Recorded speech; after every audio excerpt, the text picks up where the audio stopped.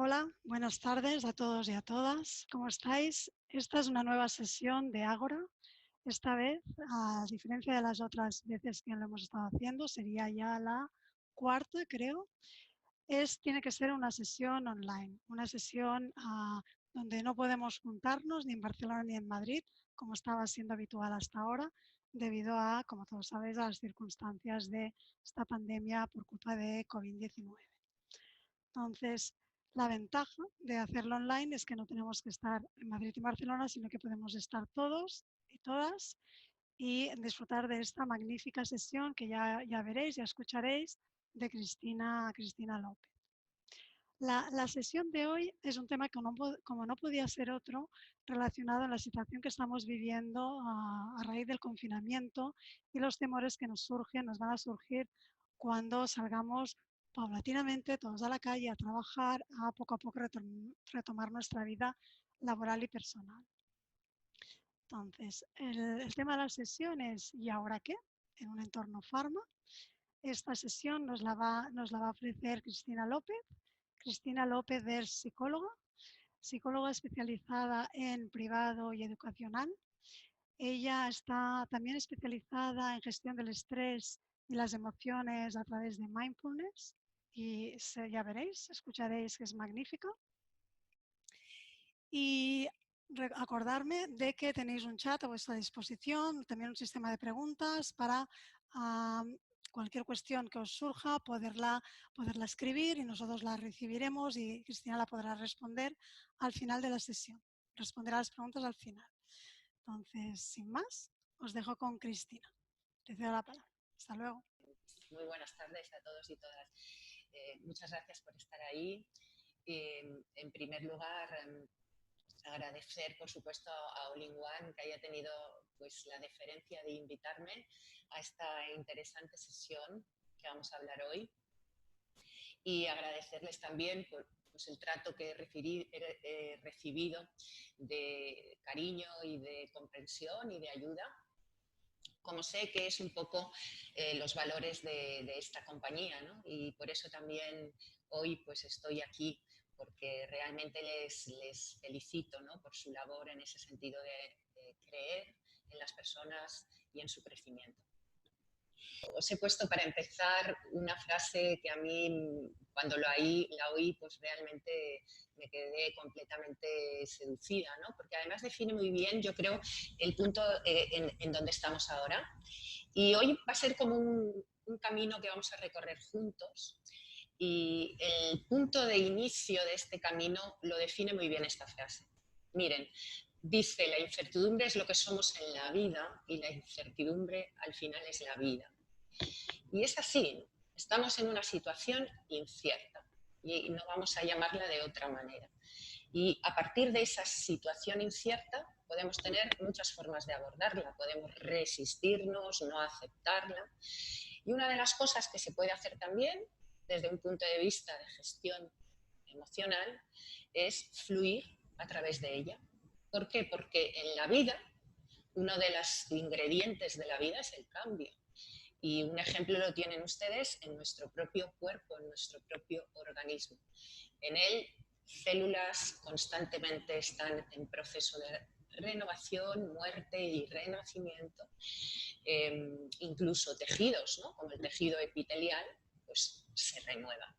Así que en ese proceso de cambio, en ese proceso de empezar en cada minuto y en cada segundo, es algo connatural a nosotros y sin embargo no lo contemplamos.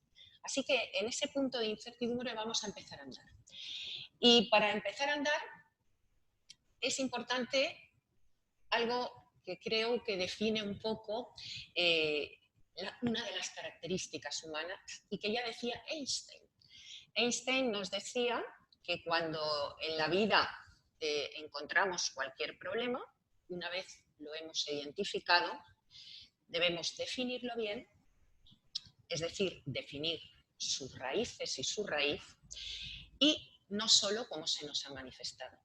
Y que solo a través de esa comprensión podremos adquirir un nivel de clarividencia, es decir, entender.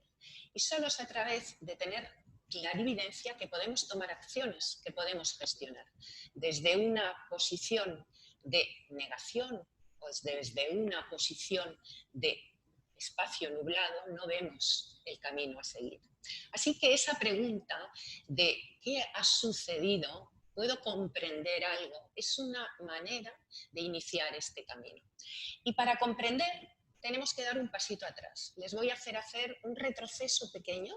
Hace un par de meses veníamos de una sociedad donde el hacer, el multitasking, que se llama la multitarea, era algo normal. Las prisas, las ocupaciones, la falta de espacio, la falta de tiempo para parar, la falta de tiempo para reflexionar. Nuestra mente permanentemente en activo hacia detrás y hacia adelante y muy pocas veces conectada con lo que estábamos haciendo, con multitud de exigencias que nos obligaban incluso a no admitir nuestros propios errores, ¿no? A sentirnos devaluados. En definitiva, decíamos los psicólogos, y yo lo he definido alguna vez en los talleres de gestión del estrés, una sociedad, entre comillas, enferma, que estaba generando personas enfermas. Y esto es así de palpable que estadísticamente se sabe que las personas que acuden al médico de atención primaria, al médico de familia, muchas veces en un 70-80% no tienen una enfermedad física, sino lo que realmente tienen es una enfermedad emocional. Tienen un desequilibrio, tienen un run mental, tienen un nivel de exigencia y un nivel de estrés que los enferma. Entonces, para comprender realmente lo que aquí ha pasado, tenemos que entender que veníamos de ahí, de la sociedad de la ocupación, de la sociedad del piloto automático, de funcionar como meros robots y no tener un espacio para algo tan importante como es la reflexión. Si avanzamos un poco más, he colocado aquí un depredador para que vean que en esa sociedad, que a grosso modo les he definido, pues apareció de repente un depredador. Evidentemente no apareció este magnífico tigre, sino tenemos a nuestro COVID ahí, ¿no? Nuestro COVID-19. Un virus silente, pero un virus que realmente se ha convertido en una amenaza. ¿Qué pasa en nuestro cerebro cuando percibimos una amenaza? Es decir, vivimos una vida normal y de repente nos recluyen, ¿no? Nos sacan de nuestro territorio habitual y nos vamos a un territorio recluidos, ¿no? Porque fuera hay una amenaza.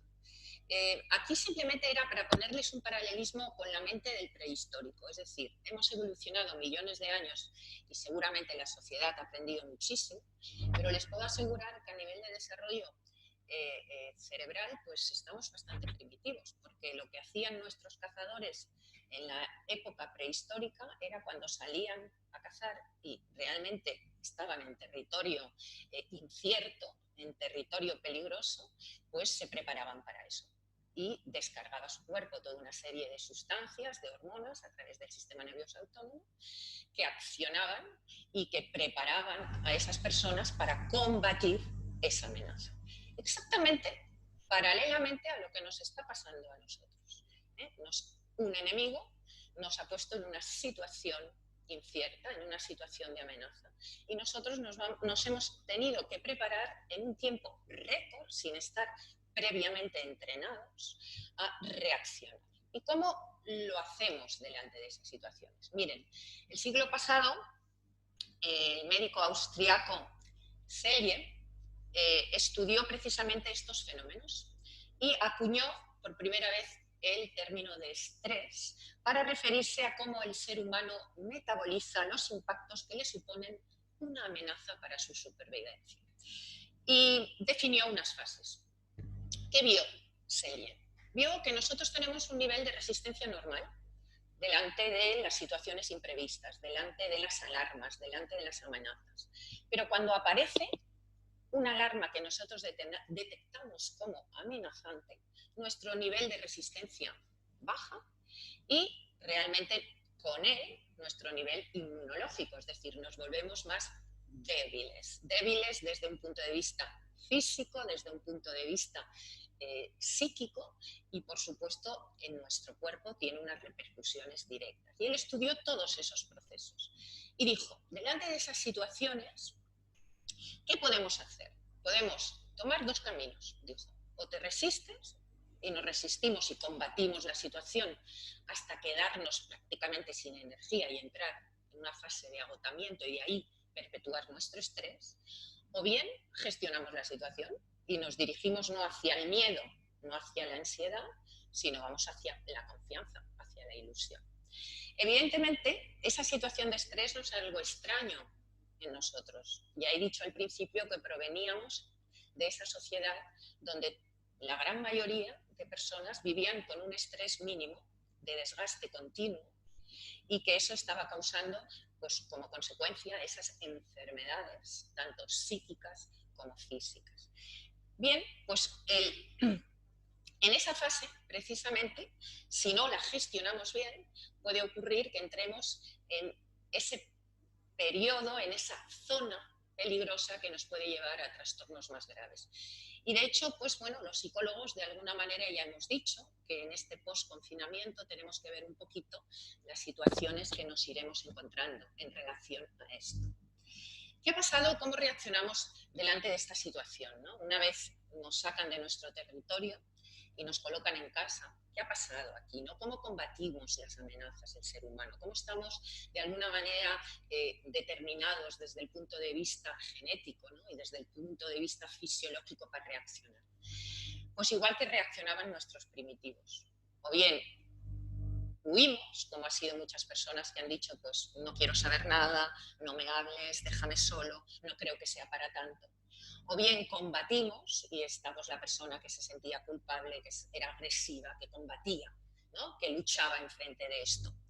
Y o bien nos bloqueamos, que algunas de las personas que hemos ido siguiendo con este confinamiento, pues realmente lo han definido así, me siento bloqueada. Esas son las reacciones que hemos visto durante este periodo como consecuencia de esta fase de estrés que estamos viviendo. ¿Qué consecuencias tiene el estrés en diferentes planos? En este camino que estamos iniciando, que estamos comprendiendo de dónde venimos, que hemos hecho el paso atrás, ya estamos viendo, ¿no?, dónde nos ha metido el virus y qué ha sucedido. En esa situación de reacción frente a una amenaza, evidentemente hay unas consecuencias. Si nos miramos en nuestro mapa físico, en nuestro mapa corporal, algunas de las consecuencias las tienen ahí. Evidentemente vamos a necesitar para combatir cualquier amenaza, lo que hace nuestro sistema es poner la energía, el torrente sanguíneo allí donde lo necesita. Y en este caso serán en los músculos, en este caso será en el corazón, que bombea más sangre, o en nuestros pulmones, que nos proporcionan más oxígeno para que esas células puedan funcionar de una manera más eficiente. ¿Eso qué ocurre? Pues que en detrimento de otras funciones, como son las funciones digestivas, por eso algunas personas se quejan en situaciones de estrés de malas digestiones. Tenemos el colon irritable, por ejemplo, muchos trastornos digestivos, porque ahí tenemos muchísimas hormonas. Tenemos 40.000 hormonas, por lo tanto eso es muy sensitivo a situaciones de estrés.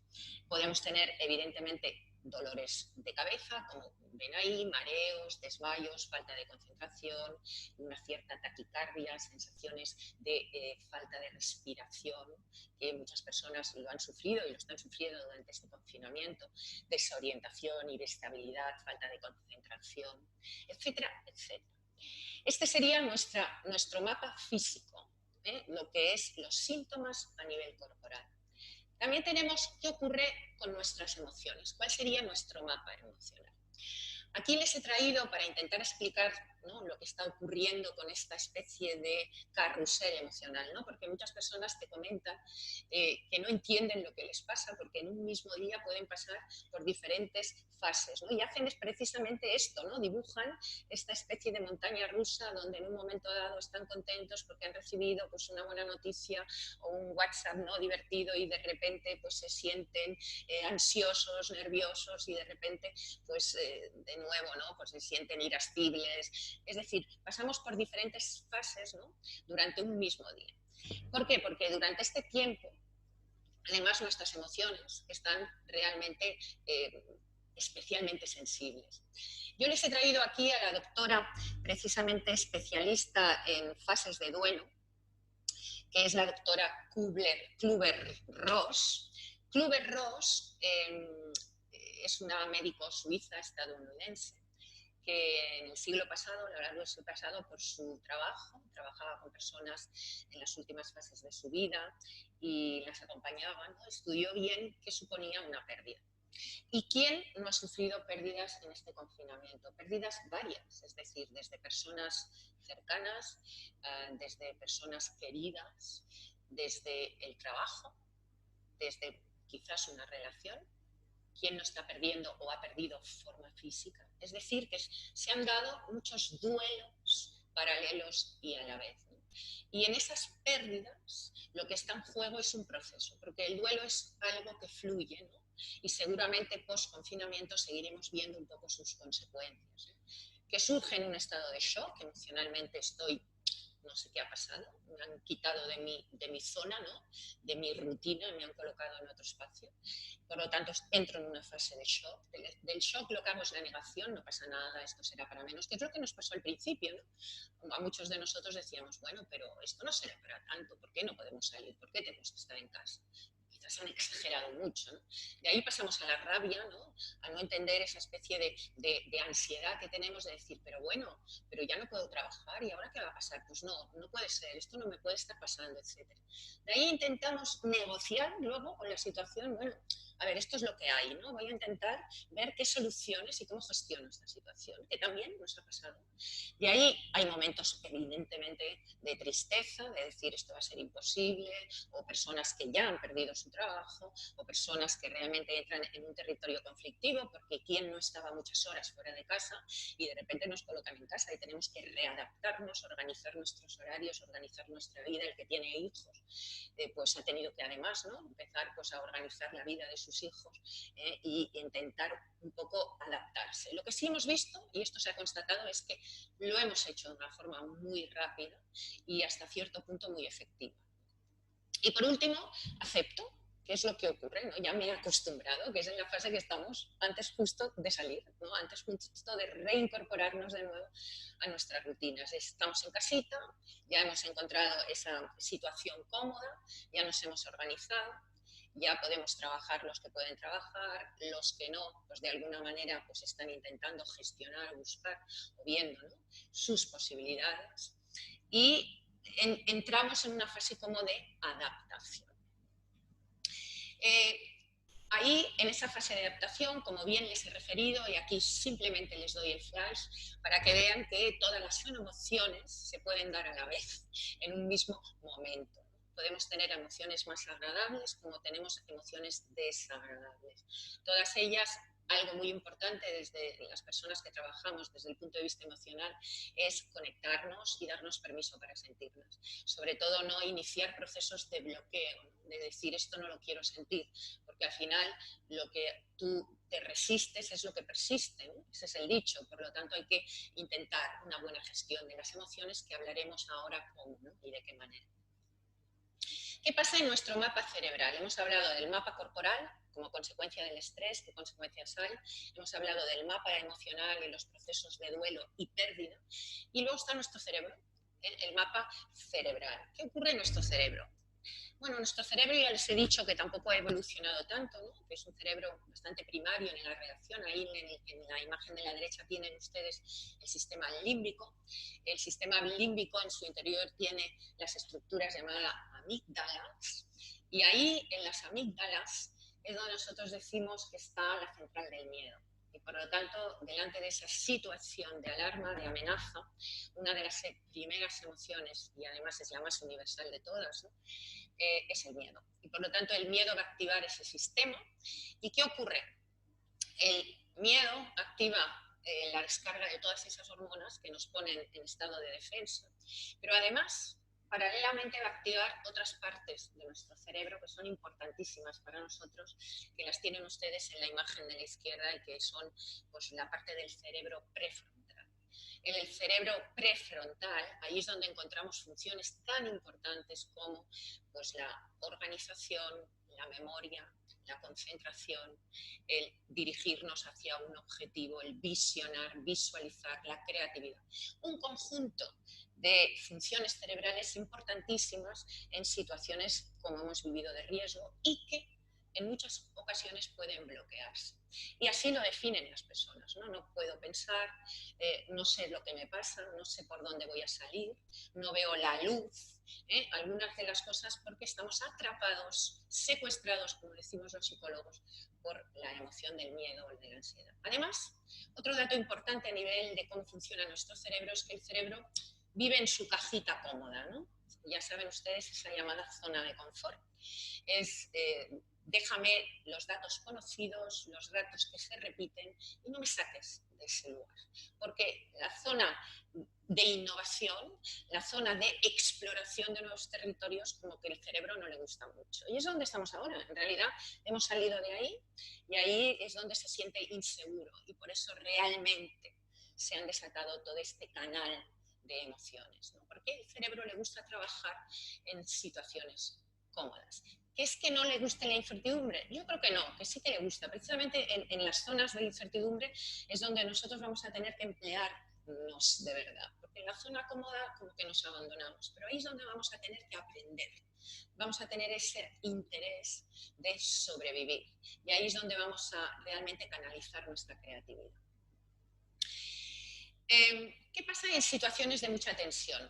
Aquí les he puesto la curva de los psicólogos Yerkes y Dobson, que también les muestra de una manera gráfica y clara qué pasa cuando estamos muy presionados y qué respuesta tenemos delante de la presión a nivel de rendimiento. ¿Cómo rendimos cuando hay baja presión? Pues lo ven ustedes en la curva, pues cuando hay baja presión, hay fatiga, hay aburrimiento, mi nivel de respuesta es bajo. Es decir, no estoy respondiendo de una manera óptima. En situaciones, por otro lado, al otro lado de la curva, de alta tensión, de mucha presión, de mucha tensión, tampoco respondo. Ahí surge lo que se llama el estrés negativo, ¿no? Lo que llamamos el distrés, y reacciones de ansiedad que me van a impedir ver con claridad. Si alguna vez hemos tenido algún momento de mucha tensión, donde nos ponemos nerviosos, donde estamos presionados por tiempos, por ejecución, por rendimiento, creo que muchos de ustedes han podido ver, ¿no? Pues que les cuesta más pensar, les cuesta más encontrar una solución, les cuesta más, de alguna manera, gestionar, ¿no? Una salida. ¿Por qué? Porque es una situación de alta tensión. Entonces, en el supuesto que algunas personas nos dicen, no, yo en situaciones de alta tensión respondo muy bien, sea a costa de su salud. Porque ya hemos visto que si eso realmente estiras un poco de la cuerda y mantienes esa tensión de una manera continuada, seguramente en algún momento vas a sufrir las consecuencias en algún plano. Muy bien, estamos en ese camino donde parece que empezamos a entender un poco qué es lo que ha pasado. Y a través de la comprensión, como decía Einstein, ¿no? Es cuando podemos tener ya unos datos más objetivos de qué hacer. Es evidente que las soluciones no vienen desde las exposiciones teóricas, ¿no? Sino que realmente lo importante es cómo gestionamos una situación. En esa fase de alarma que estamos, ya les he dicho, ¿no? Que las alternativas es o gestionamos o nos resistimos y que la resistencia normalmente va a llevar hacia una situación patológica o de enfermedad. Así que vamos a intentar focalizarnos en la gestión. Y para la gestión les he puesto aquí precisamente una frase una palabra, perdón, que nos conecta con la gestión precisamente delante de situaciones de mucha presión o la gestión delante de situaciones desafortunadas de la vida, ¿no? Que debemos hacer frente, que se llama resiliencia. La resiliencia es un término que acuñó el médico francés Cyrulnik. Cyrulnik padeció durante su infancia la pérdida de casi toda su familia en los campos de concentración y tuvo que realmente aprender, ¿no? A vivir en una situación que no era normal para los niños de su edad. Y a partir de ahí escribió el libro de los patitos feos, donde se describe perfectamente cuáles son las condiciones, las variables que nos ayudan a hacer frente a esas situaciones, que además él las vivió en primera persona. Y a mí hay una frase de él que me gusta mucho que dice: la resiliencia es más que resistir. La resiliencia es también aprender a vivir. Es decir, que en ese proceso es en el que estamos. Vamos a pararnos, vamos a gestionar, vamos a aprender. Aprender a reaccionar de una manera adaptativa. Y aquí les he puesto un poco qué cosas podrían hacer para intentar transitar por esta situación que estamos viviendo de incertidumbre. En primer lugar, he puesto el cuidado del cuerpo. Hacer mención especial, por supuesto, a la alimentación. Creo que aquí, debido a esas reacciones de estrés que ha habido elevadas, con altos niveles de ansiedad, de miedo, de frustración, de rabia, de una serie de emociones, ha hecho pues, que algunas personas intenten calmar esa situación a través de la alimentación y seguramente pues, en algunos casos vamos a encontrar obesidad en adultos, obesidad en niños. Así que una buena alimentación hay que tenerla siempre presente. Y sobre todo, últimamente, lo que nos están diciendo los expertos es cuidado con las ingestas de azúcar, porque el azúcar en situaciones que te encuentras desvalido, triste, tiendes a tomarlo y en exceso, por supuesto, va a causar inflamación y la inflamación siempre va a ir a dañar nuestro sistema inmune. El sueño, es decir, el hecho de poder de alguna manera conciliar, ¿no? Y tener un sueño reparador es muy importante para nuestro carácter, ¿no? Para afrontar el día de una manera positiva. La falta de sueño genera falta de concentración, genera reactividad, agresividad en algunos casos. Por lo tanto, el hecho de poder dormir es importante. Cuidar nuestro ejercicio. Ya se ha visto durante este confinamiento, ha habido muchas posibilidades en red, ¿no? A través de nuestros ordenadores, de nuestras tablets, de conectarnos para hacer algo de deporte por las consecuencias, por las hormonas que genera, por el bienestar que nos proporciona. Y sobre todo porque además combatimos una de las hormonas, ¿no? Que es protagonista durante las fases de estrés, que es el cortisol, que además es muy dañina porque causa inflamación de los órganos. Así que todas estas acciones van a ir a contrastar estos niveles altos de cortisol. ¿Qué podemos hacer a nivel de gestión emocional? Miren, las emociones es algo natural con nosotros, al final son reacciones bioquímicas, ya hemos visto que tienen su centro neurálgico en el cerebro, pero además las sentimos en todo nuestro cuerpo por las hormonas, ¿no? Así que esas reacciones son muy rápidas y al final tenemos que entrenarnos en percibirlas. Nosotros decimos que es muy importante gestionarlas y para gestionarlas esa fase de conciencia, de regulación y de acción adaptativa, ¿no? Cuando yo tengo la emoción tengo que saber percibirla, sentirla en el cuerpo y por supuesto buscar, ¿no? Una acción, alguna acción que me libere de ella, porque igual que las tomamos hay que aprenderlas a soltar. Si no, nos vamos a quedar atrapados en esa emoción, vamos a empezar con pensamientos rumiantes que retroalimentan esa emoción y vamos a llegar a un bloqueo. Por lo tanto, es muy importante que sepamos fluir a través de ella. También es muy importante dónde ponen ustedes el foco, es decir, dónde dirigen su actividad mental, hacia pensamientos que construyen o hacia pensamientos que destruyen.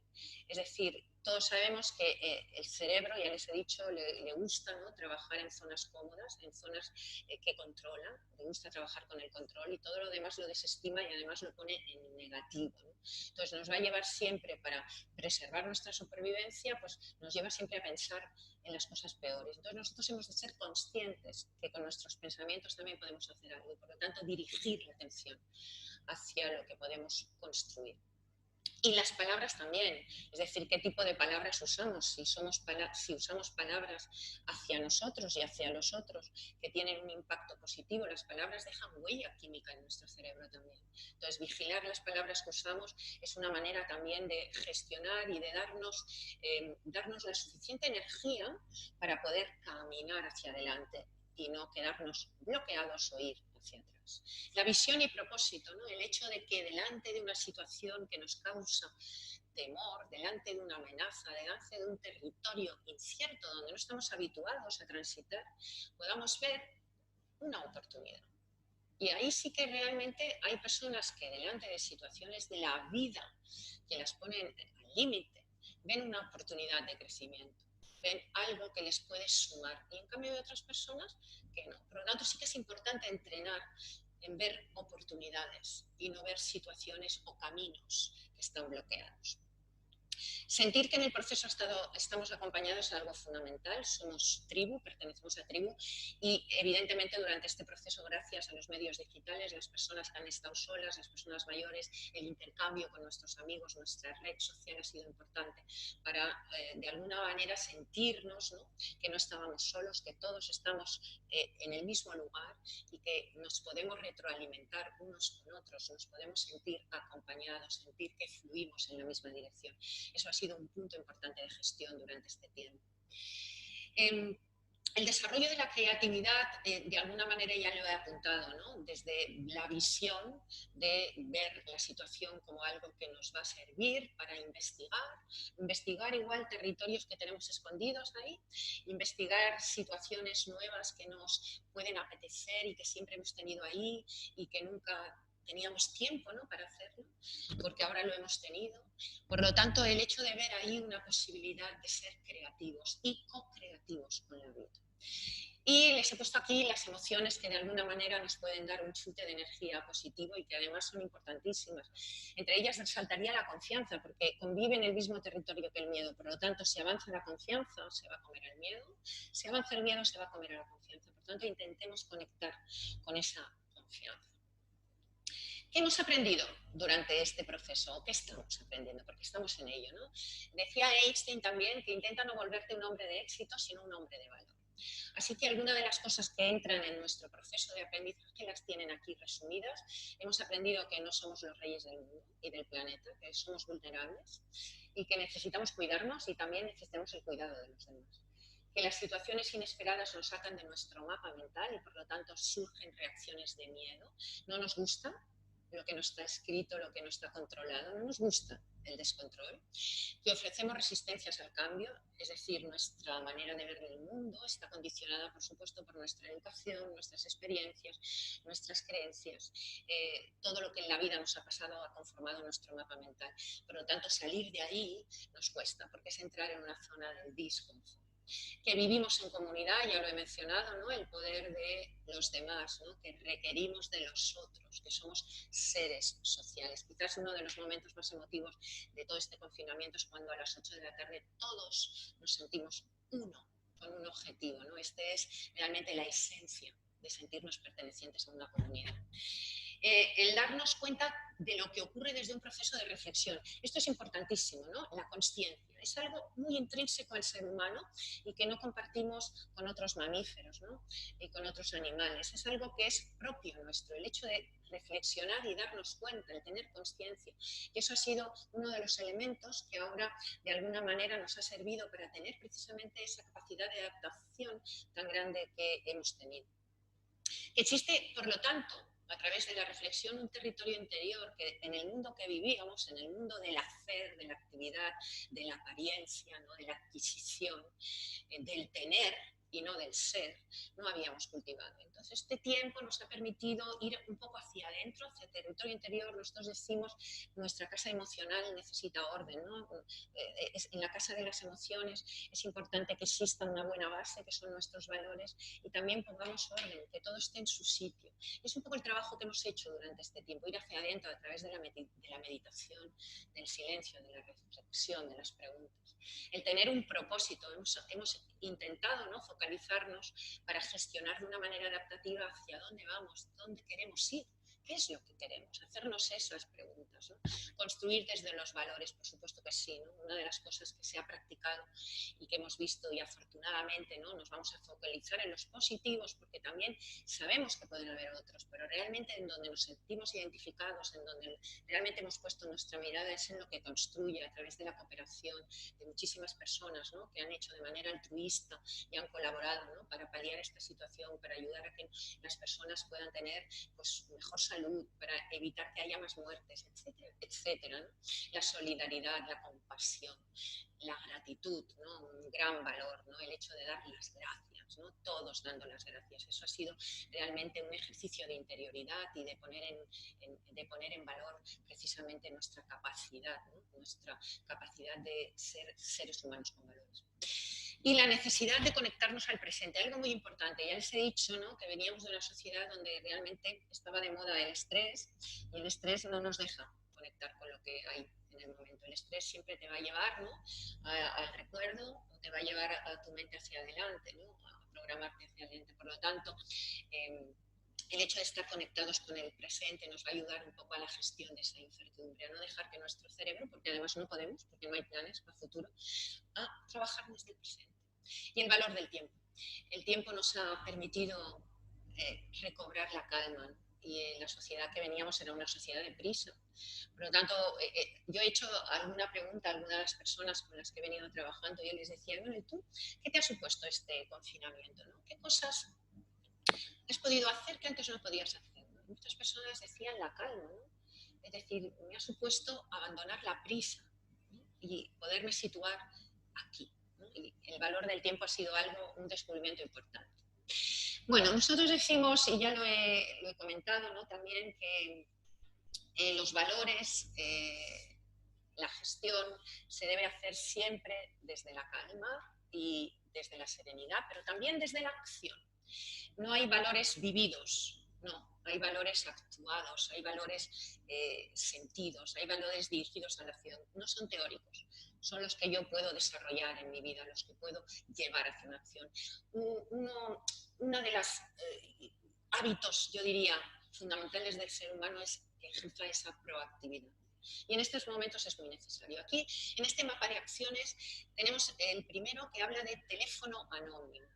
Les hablo de una serie de acciones que ustedes pueden hacer desde sus empresas, que pueden ayudar a que esta gestión con y para las personas sea de la forma más equilibrada, de la forma más adaptativa posible. El teléfono anónimo puede facilitar eso, ¿no?, que las personas puedan expresar. ¿Por qué? Porque sabemos que en situaciones de mucho estrés, que incluso pueden generar trauma y que seguramente veremos situaciones de estrés postraumático a posteriori, el hecho de poder tener una expresión, expresar, es muy importante. Así que el hecho de potenciar este teléfono es algo que ustedes deberían un poco, ¿no?, intentar de poner al alcance de las personas. Yo sé que aquí desde All in One, me lo han comentado antes, están haciendo gestiones para implementar este teléfono y yo creo que eso es algo que va a ser muy positivo. Les he dicho que desde luego desde el punto de vista de la gestión emocional es ideal. Nosotros mismos, yo misma en mi casa, me he recibido a través de mi hija pequeña, ¿no?, de su universidad, que habían puesto un teléfono anónimo. He visto el correo y me ha parecido pues una acción completamente equilibrante y sanadora. Así que desde All in One me han dicho que les pueden informar respecto al uso del teléfono, pero desde luego desde el punto de vista de la psicología les puedo asegurar que está altamente recomendado, y además porque sabemos que las personas que se están poniendo detrás de esos teléfonos son personal sanitario, psicólogos sanitarios, que están perfectamente preparados para atender ese tipo de llamadas. Luego tienen ustedes la opción de la carta de acogida, cuidando por supuesto las palabras, y hemos hablado del impacto que tienen. Es el momento de cuidar. ¿Dónde hacemos el énfasis? ¿Dónde vamos a poner nuestra dirección? ¿Cómo vamos a acompañar a esas personas? Hay que cuidar que se cree ese clima de confianza. ¿Cómo? Escuchando, ¿no?, dando espacios, dando ritmos, dando tiempos, acompañando. Eso de alguna manera nos alivia, nos hace sentir que el camino que estamos haciendo, que construimos día a día, es un camino seguro. Comunicación y cerebro se refiere exactamente a eso, que se cuiden ustedes también en cómo se dirigen hacia ustedes mismos, que como seres humanos tienen derecho a también inyectarse buenas vibraciones, ¿no?, inyectarse buena energía y, por supuesto, también contagiarla hacia los otros. Fomentar hábitos saludables, recordar todo eso que las personas han venido practicando, ¿no?, que quizás han descubierto algún hábito que después de 50 días, más de 50 días, podemos ya instalarlo. ¿Por qué no recordarles? Aliméntense bien, hagan ejercicio, duerman.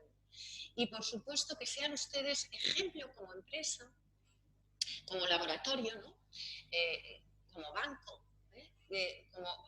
como ente gestor de personas, que sean también ejemplo de valores, ¿no?, que los valores de la solidaridad formen parte, ¿no?, de su ideología, ¿no?, los valores como el respeto, la empatía. Así que Eso sería un poco el mapa de acciones a nivel de empresa, que creo que podría ser unas primeras ideas para empezar a andar. Y además yo, para las personas que están conectadas, que no trabajan, que no gestionan personas, les voy a añadir alguna más. Incluso para cada uno de ustedes a nivel individual lo pueden hacer también, ¿no? Esto forma parte, algunos tips de estos, de un artículo que colgaré en mi blog. Lo tendrán allí completo con unos 20, 21 tips y que habla un poco de cómo gestionar nuestra salud mental en este tiempo. Yo partía un poco de la base de la cultura de la responsabilidad. Ahora es el momento, nos lo han dicho infinidad de veces, pero creo que es importante recordar que la responsabilidad es individual. Es decir, que no debemos esperar lo que va a suceder fuera, porque no lo sabemos. Por lo tanto, debemos un poco centrarnos en lo que podemos hacer nosotros. ¿Qué depende de nosotros? ¿Qué puedo hacer yo? Y en ese ejercicio de responsabilidad tengo que asumir las consecuencias de mis actos. Así que es el momento de ser responsables tomando medidas de seguridad. Los organismos oficiales nos las repiten casi a diario. Busquen fuentes fidedignas de información, no se sobreinformen, porque la sobreinformación les va a llevar a la duda. Entonces vale más poca información pero fidedigna. Por supuesto, no escuchen a sus pensamientos catastrofistas. Ya hemos hablado de dónde poner el foco. Vigilen sus expectativas. A veces o somos muy positivos o muy negativos. Procuren el camino del medio. Si son muy positivos, no pasa nada, puedo volver a la vida normal, son imprudentes. Es decir, que eso es imprudencia. Pero si son muy negativos, todo será una catástrofe, tendremos una crisis que no nos va a dejar, a lo mejor no es real, ¿no? Y eso nos va a generar ansiedad. Procuren un poco medirse en pensamientos que no les pongan en territorios extremos.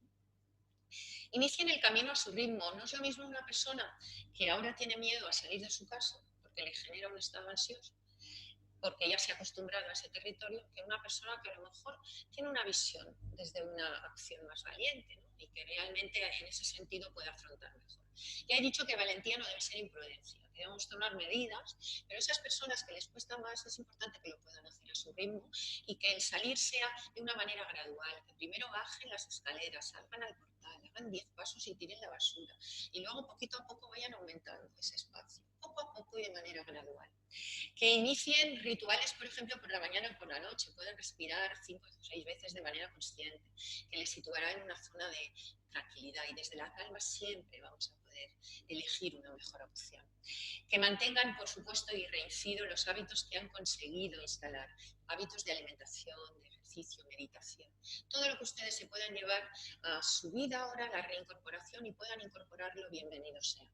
Que cuiden su cuerpo, hagan ejercicio, cuiden su alimentación, coman en condiciones, que cuiden sus relaciones sociales y alguna cosita más, como por ejemplo conéctense al presente y hagan las cosas que dependan de ustedes. No esperen las cosas que dependen de otros, porque eso es lo que más nos sitúa en situaciones de estrés. Dentro de la situación que tengo, de lo que debo aceptar, ¿qué puedo hacer yo? Y en ese sentido yo creo que es importante que ustedes busquen a partir de ahí qué acciones pueden implementar. Bueno, ya no me entretengo más en este punto.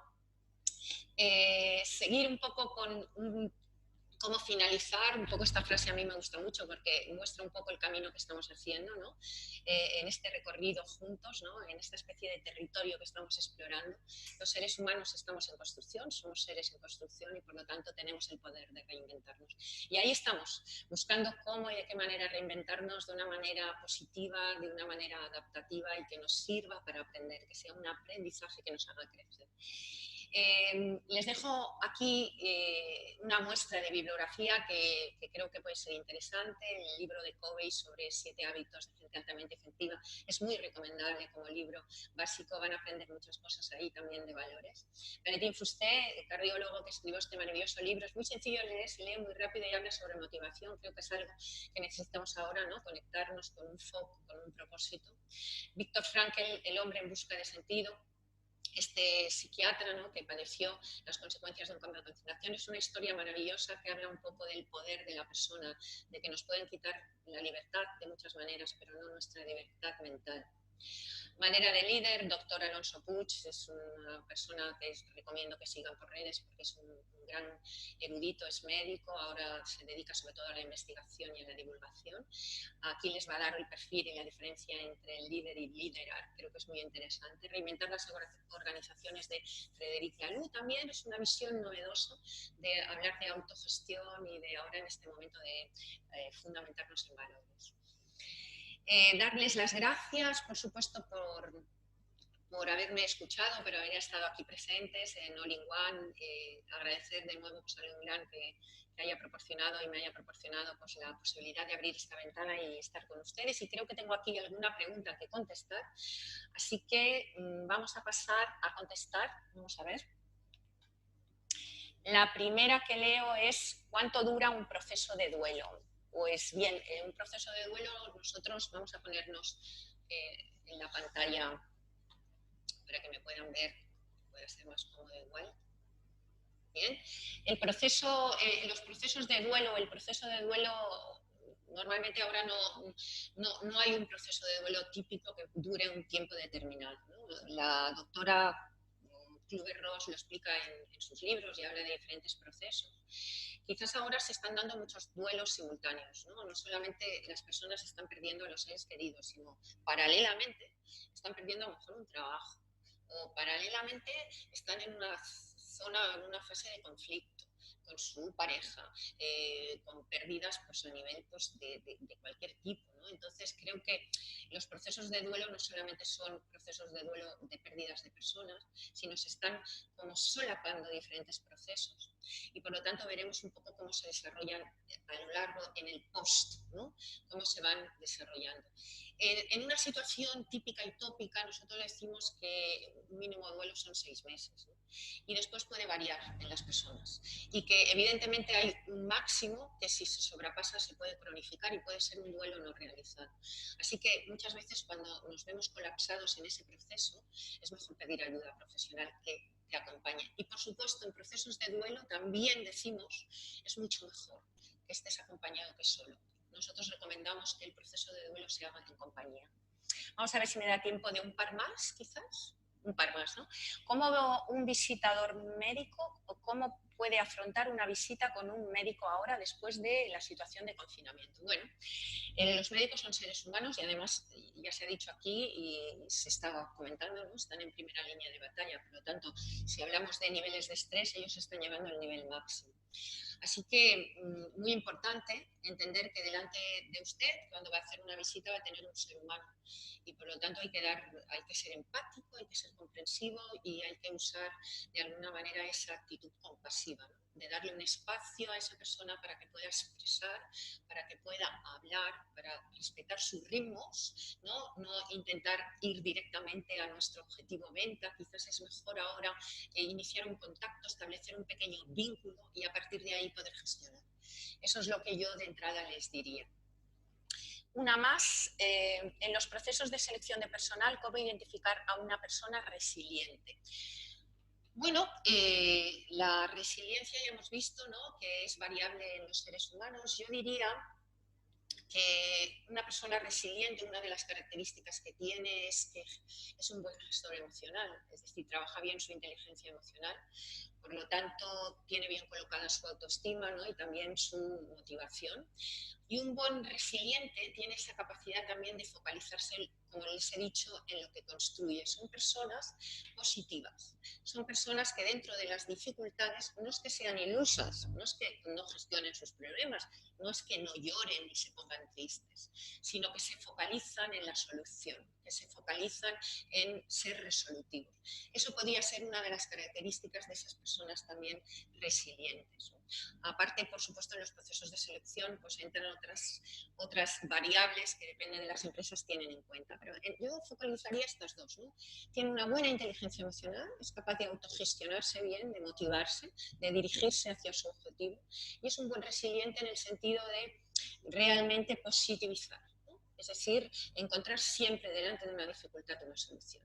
Así que creo que con esto ya termino porque ya estamos como fuera de tiempo. Darles las gracias, agradecida porque han estado aquí acompañándome y espero y deseo que se conviertan ahora en verdaderos exploradores, que se focalicen en reinventarse y en la solución. Un abrazo muy fuerte, que vayan muy bien. Adiós. Espero que hayáis disfrutado, como yo misma, de la charla de Cristina. Hemos aprendido cosas muy interesantes y hemos refrescado algunos conceptos que si estás un poco, tienes un poco de conocimiento sobre lo que es el mindfulness y esta práctica, pues te puede resultar un poco más familiar. Y bueno, no quiero entretenernos más porque ya hemos copado todo el tiempo que teníamos previsto. Y solo desearos que, bueno, que estéis bien y esperamos vernos pronto presencialmente en la próxima sesión Ágora en Barcelona o en Madrid. Gracias por estar con nosotros y acompañarnos. Adiós.